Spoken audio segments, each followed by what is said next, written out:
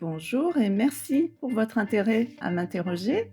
Moi, je suis Stéphanie Dos Santos, je suis sociologue et démographe à l'IRD, l'Institut de recherche pour le développement, et je suis spécialiste sur les conditions environnementales de vie.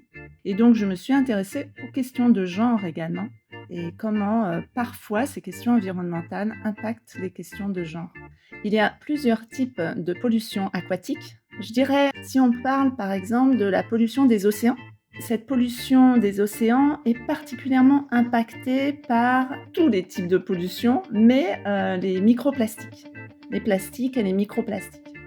Si on parle maintenant de l'eau de surface, qui sert bien souvent à l'accès à l'eau des populations, alors il y a les pollutions liées au type d'assainissement. Il n'y a pas d'usine de traitement des eaux, et donc tous les déchets solides et liquides se retrouvent bien souvent dans les eaux de surface, qu'elles soient rivières, lacs, lagunes.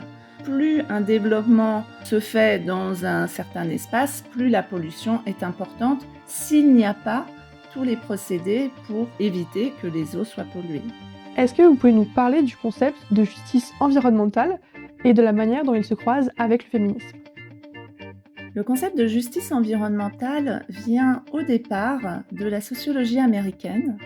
Et donc, ils ont commencé à réfléchir à ce qu'on appelle aujourd'hui, et qui est très à la mode, mais qui date des années 70-80 dans les études en sociologie, à ce qu'on a appelé l'intersectionnalité des inégalités.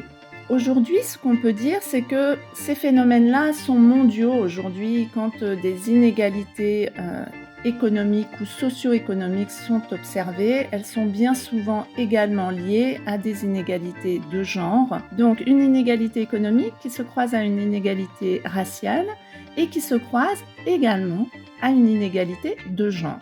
Je donnerai deux exemples que je connais particulièrement puisque je les analyse. D'abord sur les questions d'accès à l'eau. Bien souvent, ce sont les populations qui sont les plus pauvres, qui ont un moins bon accès à l'eau, voire un accès à l'eau inexistant, c'est-à-dire avoir accès à un robinet. On observe également que dans ces ménages, bien souvent les plus pauvres qui n'ont pas accès à l'eau, ce sont les femmes et les petites filles qui doivent aller chercher l'eau. Et donc on voit bien que les inégalités se croisent et se retrouvent pour observer. On observe alors cette injustice environnementale, c'est-à-dire que on est pauvre, on est femme. Je donnerai un autre exemple, c'est sur les inondations. Et bien souvent, les personnes les plus vulnérables à ces inondations, ce sont les personnes les plus pauvres et parfois les ménages qui sont dirigés par des femmes. Un fait assez important concerne les jeunes femmes qui sont scolarisées. Il y a également la question pour elles des menstruations. Comment gérer cette période au cours du mois sans eau, à la fois, ou alors avec beaucoup moins d'eau, à la fois dans le ménage où elles résident, mais également à l'école. Parfois, dans les écoles, il n'y a pas suffisamment de toilettes, il n'y a pas de toilettes réservées aux filles, il n'y a pas forcément d'eau dans les toilettes, mais aussi pour se laver les mains. Et donc, ça entrave, et les études sont nombreuses sur cette question-là, ça entrave sa capacité à apprendre, sa capacité à réussir ses examens, parce que préoccupée par cette gestion des menstruations. Et parfois même, elle ne va pas à l'école parce qu'elle sait qu'elle aura tellement de difficultés à gérer cette période qu'elle ne va pas à l'école pendant cette période-là.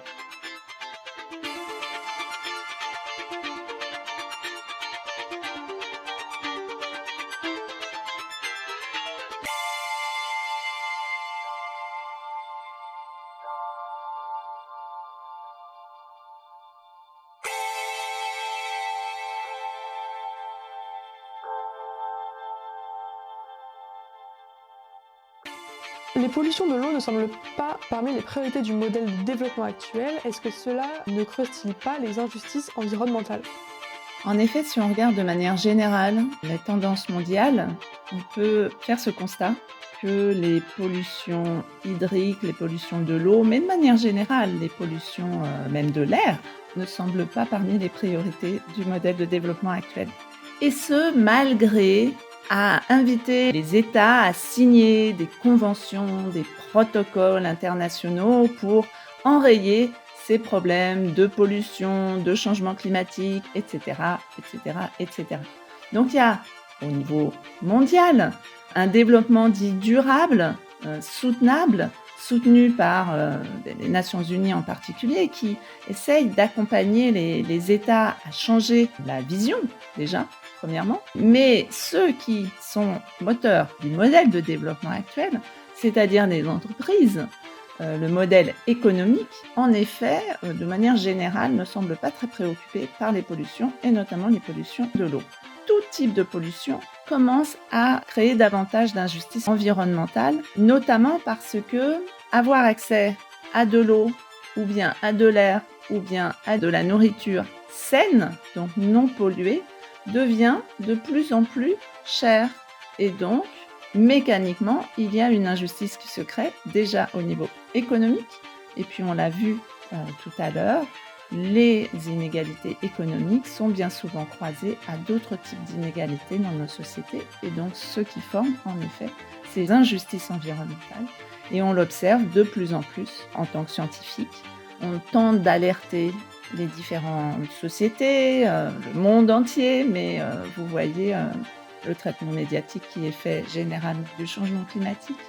On alerte, mais les conséquences en fait des pollutions sont bien souvent à moyen et à long terme. Et comme la logique actuelle, du modèle de développement actuel, a une vision à court terme, il y a deux types de visions qui s'entrechoquent.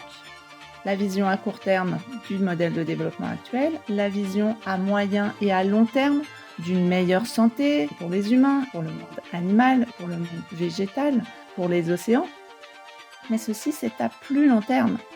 Et donc, c'est la vision court-termiste qui prime dans les décisions, ce qui fait en effet qu'on peut dire que la priorité du modèle de développement actuel ne réside pas dans les pollutions et le traitement de ces pollutions. Il me semble que pour qu'une société change de modèle, de développement en particulier, il faut du temps. Un changement ne peut jamais être brusque dans des systèmes aussi complexes. Donc, des premiers petits pas peuvent être faits et dans certains endroits du monde, ils sont faits, mais c'est de manière générale qu'ils manquent à être faits. Mais il me semble qu'il y a une plus grosse révolution qui devrait avoir lieu et qui prendra, je ne sais pas combien de temps, mais beaucoup de temps.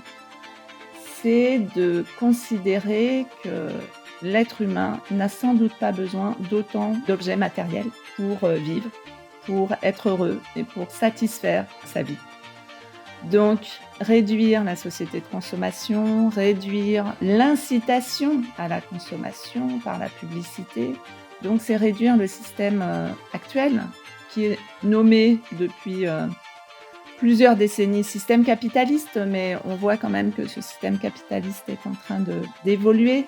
Donc là, dernièrement, je ne sais pas exactement comment les économistes l'ont appelé, mais ce système qui incite tout le temps les individus à consommer pour vivre, pour être mieux, pour se sentir humain, vivant. Et donc ça, c'est une révolution beaucoup plus profonde, beaucoup plus philosophique, parce qu'elle remet l'ensemble du système en question, puisque le système en question repose sur la société de consommation, sur le fait qu'on doit consommer.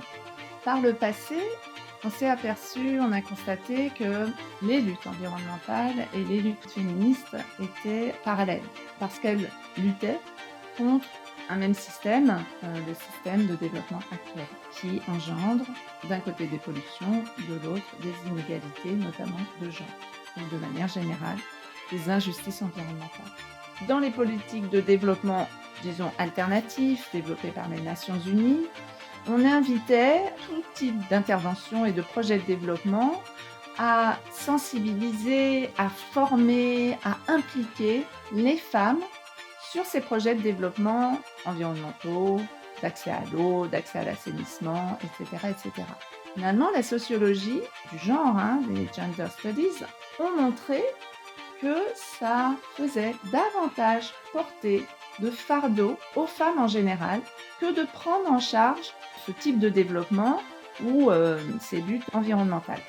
Alors que finalement, la moitié de l'humanité est aussi constituée par les hommes. Et donc, ma vision serait plutôt une vision globale sur l'humanité. Bien sûr, il faut lutter contre les inégalités environnementales, contre les inégalités de genre, puisqu'elles forment un tout, les injustices environnementales, bien sûr, mais en invitant toutes et tous à participer, à changer le modèle. Parce que finalement, ça stigmatise les femmes dans leur rôle de protection, de soins, et donc ça les renferme encore dans les vieux schémas. Donc moi, ma vision, ça serait plutôt d'avoir une lutte systémique pour mieux agir, en fait, toutes et tous ensemble. Je suis scientifique, donc je porterai la voix des scientifiques.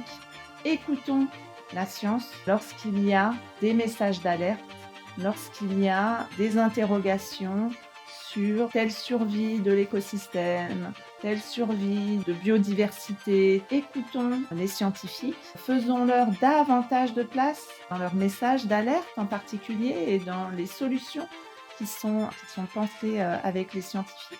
Et donc, j'inviterais finalement la cité et donc le politique de manière générale à former des assemblées multi-acteurs où l'ensemble des faits sont exposés par les scientifiques, l'ensemble des implications sont exposées par tous les types d'acteurs et trouvons ensemble des manières de développer nos sociétés de manière plus harmonieuse et plus durable, dans le sens plus soutenable, plus vivable à long terme.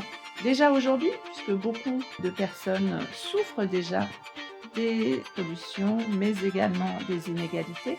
Et donc, constituons des assemblées multi-acteurs pour trouver ensemble des solutions qui soient des vrais compromis, en fait.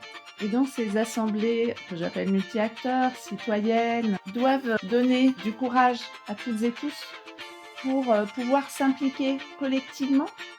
Le concept aujourd'hui qui est de plus en plus développé d'intelligence collective le prouve. Les expériences de groupe et notamment aidées par des animateurs spécialisés dans l'intelligence collective montrent à quel point on peut aller vraiment très loin en très peu de temps.